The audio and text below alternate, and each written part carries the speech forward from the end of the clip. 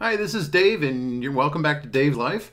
I am here to talk about something that I've been hiding-ish. Not really hiding, but I just haven't talked about it because YouTube is not very fond of this type of content. But since I had already done part of this, I wanted to follow up with the recent purchase I had made. This is regarding the AR pistol lower that I had originally talked about that I had purchased. This is actually the Omni Hybrid lower, which is much lighter than the Anderson. And so they've been converted to one's pistol, one is rifle. This one is designated to only be a pistol. The other is designated to only be a rifle. They will not be swapped again. Partly the reason why I had designated this one to be pistol is I only plan to have a single caliber pistol, and I'm not going to be switching out the uppers. This one is very difficult to switch the uppers out on because the pins do stick in the polymer. So what I will, but the back pin removes very easily for cleaning. So this one will be remaining the single caliber. The Anderson opens very easily. It's very swappable very easily, and that way I can go between the two calibers, the 300 Blackout and the 5.56. For this, I have purchased an upper. It is, and let's come down here to the desk. It is a Palmetto State Armory upper with a 8.5-inch barrel. It is in 5.56 NATO. It has a 1 in 7 twist, which means I can shoot the heavier rounds through it. The barrel shroud is a free-floating barrel shroud with a M-lock, and it is a 10.5-inch barrel shroud. And it comes with a fluted flash can in the front here. Now, I have not tried the fluted flash cans before. I have heard good things about them. They don't mitigate barrel rise, and they don't compensate really.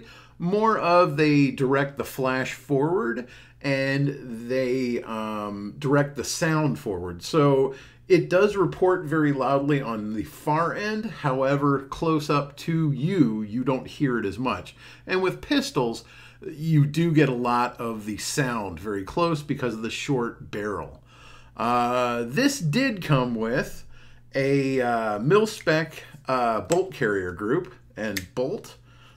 It appears to be pretty well put together. I haven't taken it apart. I haven't actually lubed it up, so I want to double check how it functions before I actually take it shooting.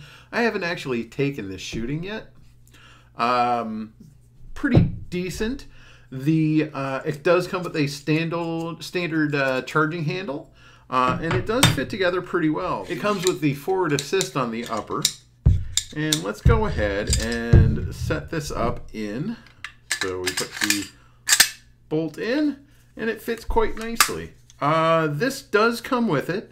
It is fully swappable to the other uppers. It will work with a 300 Blackout. However, I don't have any plans on doing that.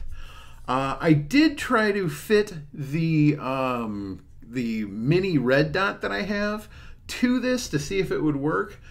Unfortunately, that did not work because it was way too short. Plus, I'm not a big fan of that one anyway. So I went with the standard iron sights.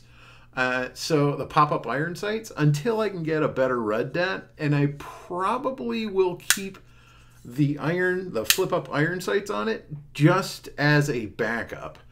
One thing I have considered doing is putting the 12 gauge red dot on this and then putting a scope on the 12 gauge. I do have the cheap scope. I don't know how well it'll stand up to the 12 gauge recoil, and I'm not really sure it would survive it, but it might be worth a try.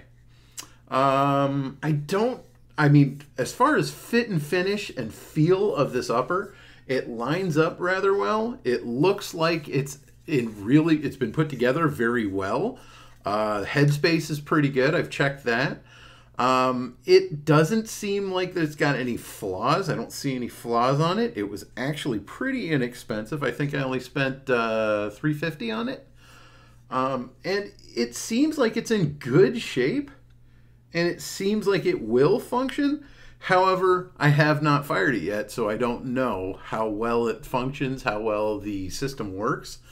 So I will have to follow up with that as well. I do want to take it apart completely, not the barrel and all that, but take the bolt apart, lube it up, make sure everything functions very well in there. I want to make sure the inside of the bolt, where the bolt sits, is lubed up very well, and it slides in. I have racked it quite a few times in the lower.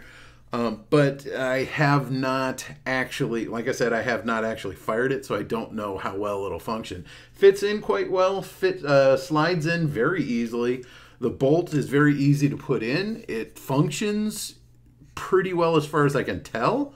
Otherwise, I will have to report back on the actual functioning at the range.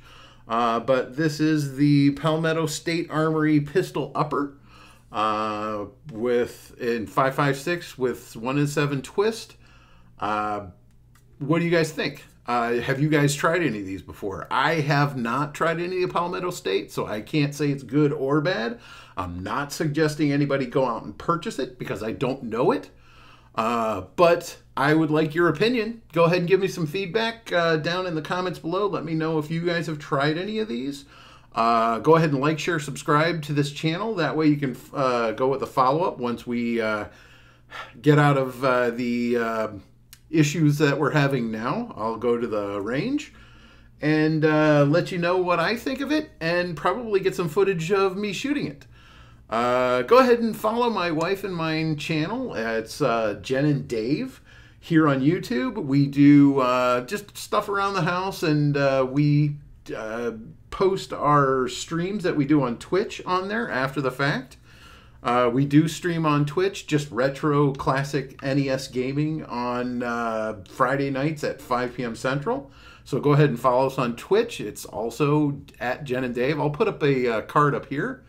And this is Dave, and we'll see you next time.